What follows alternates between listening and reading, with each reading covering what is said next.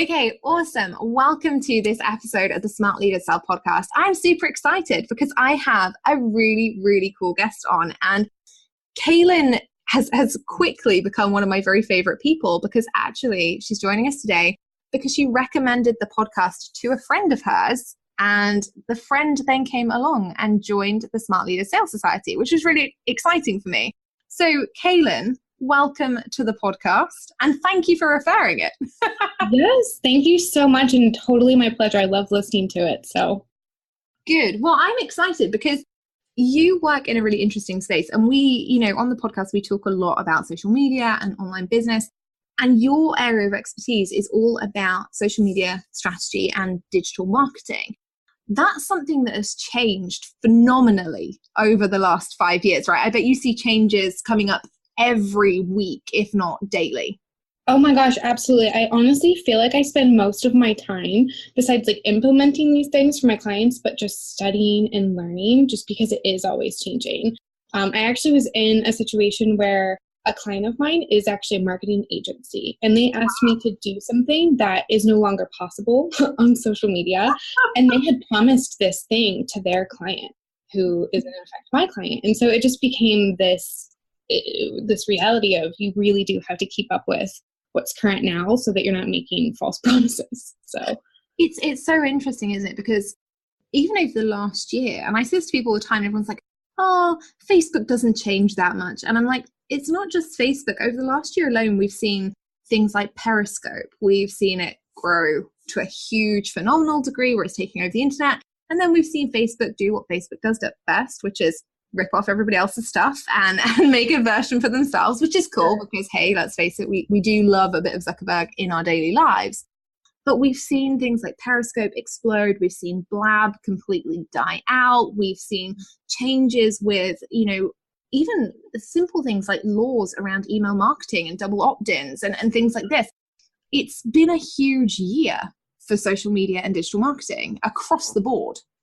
yeah, absolutely. And I think also in the way that social media is used. So I feel like for LinkedIn, for example, you used to use it in a certain way. And I feel like the way that it's used now is different. And so those little changes too are certainly like out there. It's massive. I mean, LinkedIn's one of those things where I remember back in the day where you'd post on LinkedIn and people would get really angry if you put like a photo on that you asked people about, because they'd be like, this is a professional networking platform. And you'd be like, oh my God, I'm so sorry. It's just a photo. I didn't mean to, kind of thing. Now, everyone's like super social on there. So it is changing. So tell people about your business. What is it that you spend your days doing? I spend my days doing social media for clients. So for the past year and a half, I've been a one-woman show agency doing social media strategy and consulting more now lately on what to do, how to do it, and how to take your customers through that journey and process. So that is my day. And like I said, studying all the new stuff. So if you want the girl to go to when you need to know something new about social media, Kaylyn is your woman. It is all up here, I'm telling you. Encyclopedia. Well, I'm really excited to have you on today because you've got a really interesting question to the table. So tell us what your big sales question is, and then let's help you out with it. Yay, thank you. So my big question is that for the past year and a half, like I said, I've been a one-woman show. And I need to take my business more seriously. I've honestly just been dabbling the past year and a half, and I have the luxury of doing that and not taking that for granted at all. But I am now focused on creating processes, creating systems, and turning this thing into something more serious to really scale it. And I think at the same time, that lends itself to wanting to build my personal brand and more, venture into the online world and maybe teach some of the things that I know. And I don't know how to start doing that. So how to sell myself, how to break into that.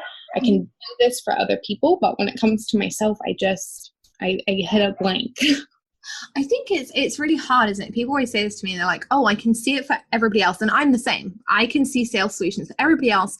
But sometimes we get too close to our own businesses and we can't look away. And the other thing you have to remember is that when you're looking at somebody else's business and a client's business all week long, after you finish doing that, you kind of just want to sit and watch Netflix. You don't really want to sit and try and apply the same things to your own growth. as lazy as that sounds. So I hear where you are. I mean, in terms of where you're thinking about breaking out into, what do you feel is different between the work that you're doing now and the way that you're getting customers now and the way that you would have to do it in the online space? The way that I get customers now is all referral. Okay. I really haven't marketed myself very much at all. Mm-hmm. And the marketing that I do online is honestly an experiment. I have a Facebook group to experiment with it so that I know exactly how to help clients with that.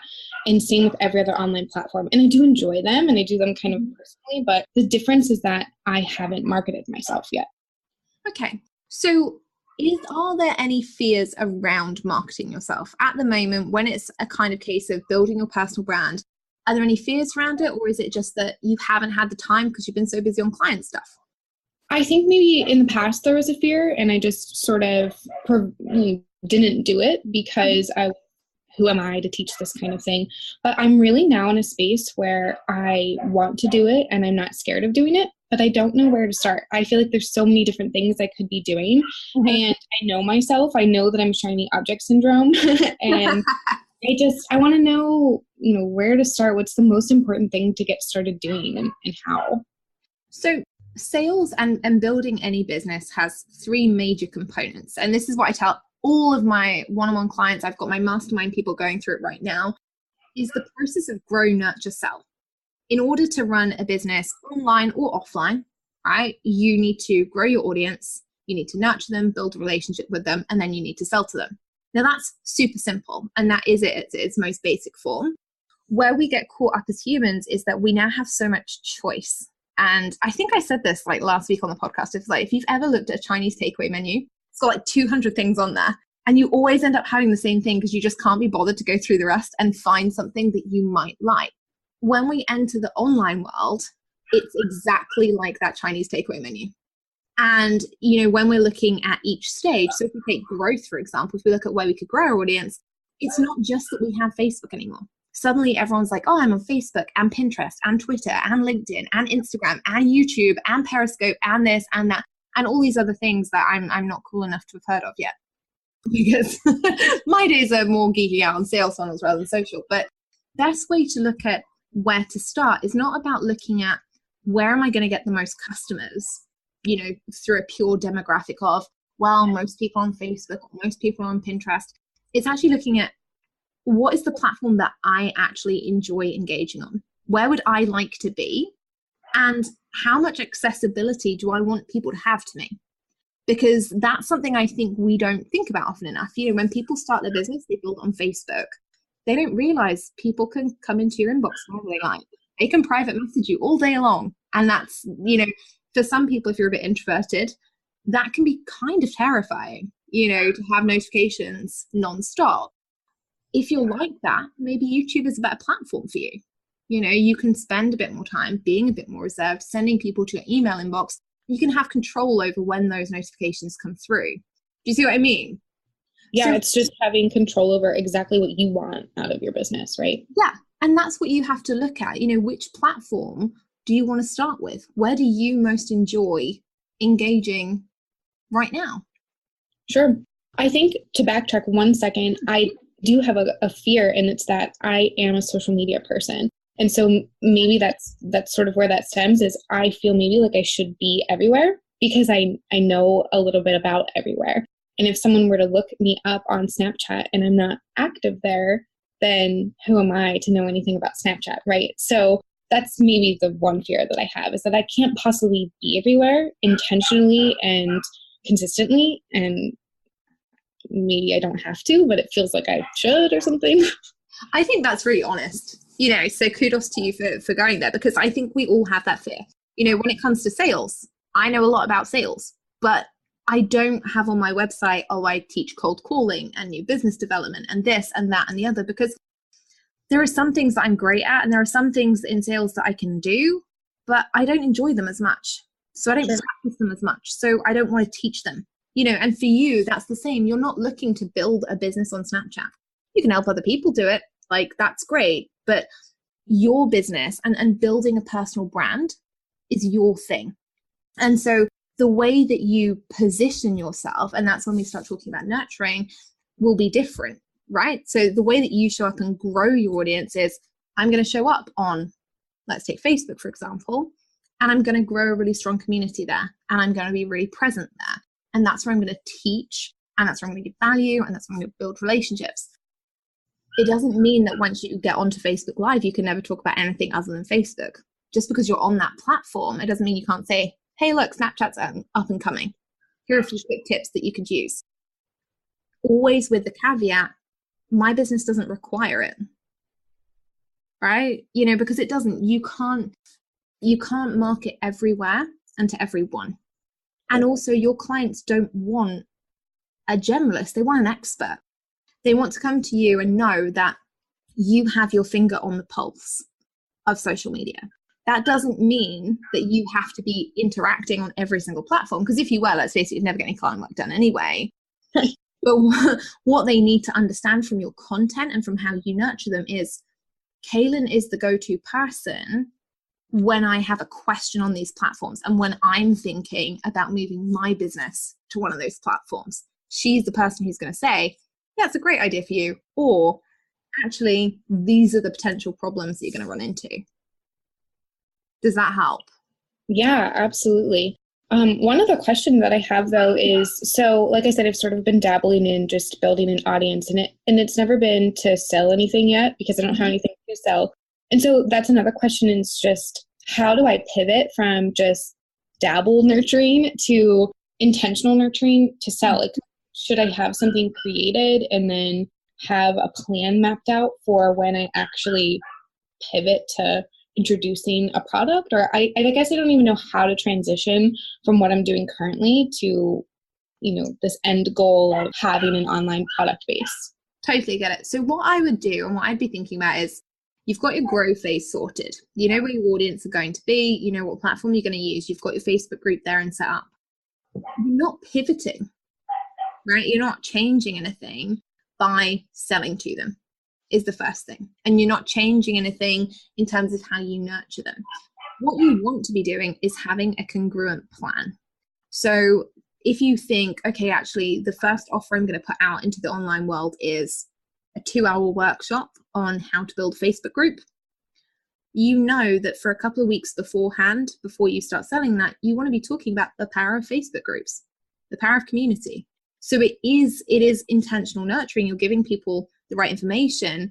But then when you show up and you go, hey, look, I can help you do this, people go, oh, that'd be great. Rather than, oh shit, like Kaylyn's selling me something and I'm not sure how I feel about that. The other important thing to do is make sure that even now while you're still building, you're offering them the opportunity to deepen the relationship with you regularly. So you're offering them something, whether it's to opt into your list, whether it's to get them into a challenge, whether it's that they buy something else that you recommend, whether it's that you're offering discovery calls. They've got to be trained into the behavior of when you say, hey, go do this, they go do it rather than running away. And we call that like baby bird syndrome. If you over nurture, you're effectively the mama bird and you're rocking up to the nest and you're like, here, have a worm, have some food, have a worm. It's not until they get booted out of the nest that they realize how to fly. And your audience is the same. If you grow them and you just nurture, when you eventually sell, they feel like they're being kicked in the teeth. They're like, whoa, this isn't what I signed up for. So make sure that, as you move into this intentional space of I'm creating this online business, that you're honest with your audience. You say, hey, look, this is a Facebook group. It's a place for community. It's a place for support. But also, I run a business from here. And so if you require any additional support, reach out. I'll be honest about what I can help you with. But ultimately, this isn't just a place for you to kind of show up and whine all day. Sure. Yeah. Set the expectation. I love that. That makes me really excited to kind of break into that and start doing that, because I've definitely been mama birding it up over here for a while. So it's exciting to just have that plan. And that's what I've been looking for. It's just, I don't know what to do next, or it's just sort of been halting me.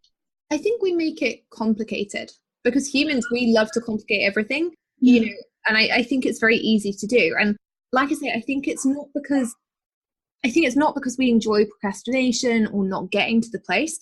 It's because we have so much choice. I think if I could go back and do it again and be where you are now and be setting up my business, I'd be like, okay, I'm going to choose one growth model. And I'm going to really focus on just having a Facebook presence for 2 months. And I'm going to have one way of nurturing. So I will make sure that I don't know, do a Facebook Live, and then I'll repurpose that into a couple of posts. And I'll use that as the main way that I nurture my audience. And then I'll be selling every Friday. Every Friday I'll go in and I'll ask my audience to opt into something for free. I'll ask them to buy something that's paid. I'll ask them to book a discovery call.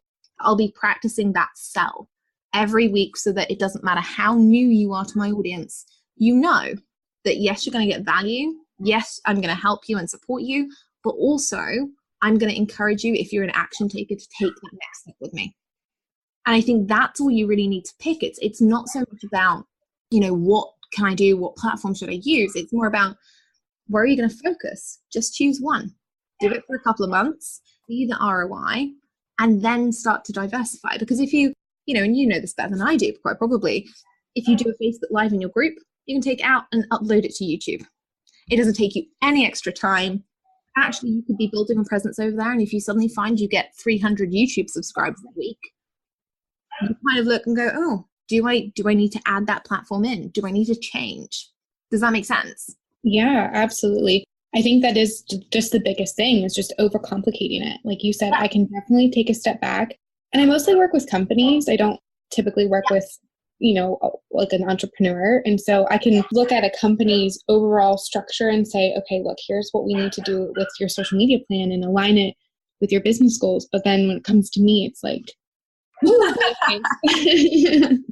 so yeah, just taking a step back and not overcomplicating things is making it more exciting.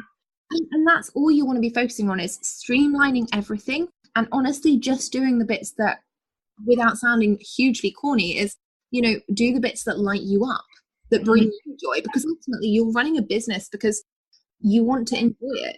You want it to be successful. You want to make an impact. When we build personal brands, there's no point in doing something you hate, because otherwise you're going to be doing it for a long time. You've just created another job for yourself. Sure. What was the point? Yeah, absolutely. There's no point in having another job. And that's another reason why I really want to step into this is and create these processes, because while I sort of stumbled into this whole thing and it's become amazing, it's become a job lately. And so that's where these processes come in and these thoughts come in to just make it into something that, like you said, lights me up. And venturing into the online space, I want to go into it knowing exactly what I'm doing so that it does light me up and I don't go into the same trouble space of this has become a job. So yeah. And I think it's huge. A lot of people did it. I was really guilty of it when I started my business. I created another job for myself. I worked 40, 50 hours a week and I was like, whoa, this isn't what I signed up for. And I think a lot of it does come down to clarity. What do you actually want? Who do you want to work with? How do you want to help them? What are you going to sell to them?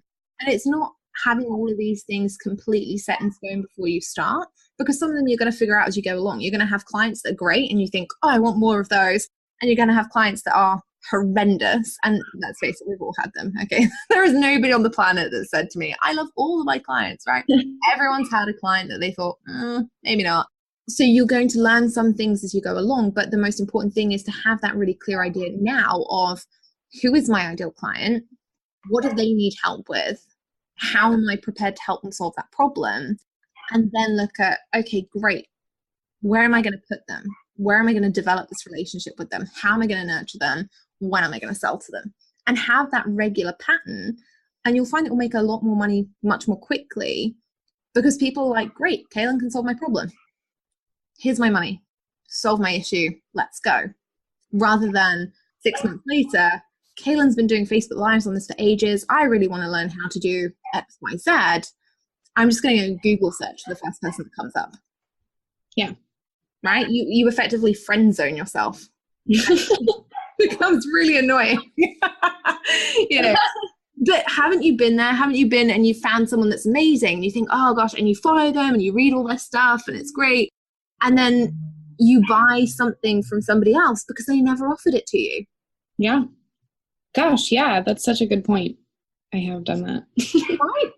And it's not because you don't like the person. It's not because you didn't even think of buying it from them. It's just because they didn't offer it. So you have to get into that cycle of every week going to be selling, and every week, and it, you know, it might be a different day or whatever, but you've just got to get into that habit of, what am I selling? Who is it going to? How is it going to help them? And then you'll find that you'll build things up so much quicker, because you don't have to sell a paid product. You can sell an opt-in. You can sell something for free to get people onto your email list. You can sell the discovery calls and get people booked in for those, and be actually, you know, getting them to purchase paid products and services and things. The important thing is that you're getting them to take an action every time, and you're training them into that behavior, so that when you are asking them to purchase, they're not sat on the fence for 3 weeks waiting to kind of, oh, is this right? Is the timing right? Is the moon phase right? Is the whatever okay? They're just like, I trust Kaylyn. I like her. She gets results. Off I go. Sure. That's definitely the first step, is even taking that action, because I haven't yet. I mean, any email list that I have is pure just accidental. Any people that are following me is just, they are, right? And so I think that is the biggest next thing. And those accidental people, it's not a tiny number. I mean, it kind of is, but if I think just having that intentional consistency and taking an action like that is probably all that it takes, and it's not accidental anymore. It's so funny because it really does skyrocket so quickly. You know, one of the things that you can change like immediately is just change your header photo on your personal Facebook profile and just announce that you have a Facebook group and this is what it's for. And you'd be surprised the amount of people on your friends list who are like, oh my goodness, I never realized you did that. And they'll hop on over and they'll be in your community. And that's when it starts to skyrocket, because you kind of realize the amount of missed opportunities and the disservice that you're doing your business and the people that you're prospecting when you don't tell them what you offer. Because ultimately, if they don't know that you're doing it, they go and find somebody else who might not be as good as you, who might not have the same values that you do or experience, and then they get ripped off, you know, and then it's not until months later that they realize, oh, actually, that's what Kaylyn does. I should have gone to her. Sure. No, that's definitely good. I'm definitely the behind the scenes person. That's what I do for my clients, right? I'm behind the scenes making stuff happen for them. I had someone recently that was like, why don't you have any case studies on your website about this that you did or that you did? Yes. That's a really good point. So it's just, being intentional with all of these things. So missed opportunities in the past, but hopefully not in the future. I think now that you can simplify it and you can see where you're going, it's very easy to start, you know, get a case study, put it out on Facebook, change your header photos, get people into your group, know where you're going to specialize, and just start asking people, hey, go sign up for my list. Hey, go do this. And I think quicker than you know, you'll build up this really, really solid community base of people who do purchase. Because let's face it, you're not going to make the same mistakes as you probably did when you were setting up your offline stuff. And you're not going to make the same mistakes that I did with over nurturing and things like that. You'll start right from the get-go, and that'll make it a lot easier. Yeah. That's awesome. That answers all my questions. I'm so excited. It's so funny because before we hopped on, you were like, I don't want it to be too convoluted. And I'm worried. And you're like, right, it'll be fine. No worries. 10 minutes, we're done. No, this is great. I'm glad. And I'm seriously so excited that you came on the podcast today. And like I say, I really do appreciate it that you referred it. But where can people find you? Because now that you are going to be super visible, we need to tell people where they need to go. I think the best place is to send them to my Facebook group. Woohoo! It's really easy. It's www.managesocial.media. Awesome. Okay, perfect. We will get the link. We'll make sure that's in the show notes. And if you have any questions about social media, about digital marketing, Kaylyn obviously is your woman. So please make sure that you go and check out her website. And obviously make sure that if you've liked this episode, you hit that subscribe button so you don't miss another one, and that you leave us a review and let us know how we're getting on. I'll see you on Monday for the next deep dive training.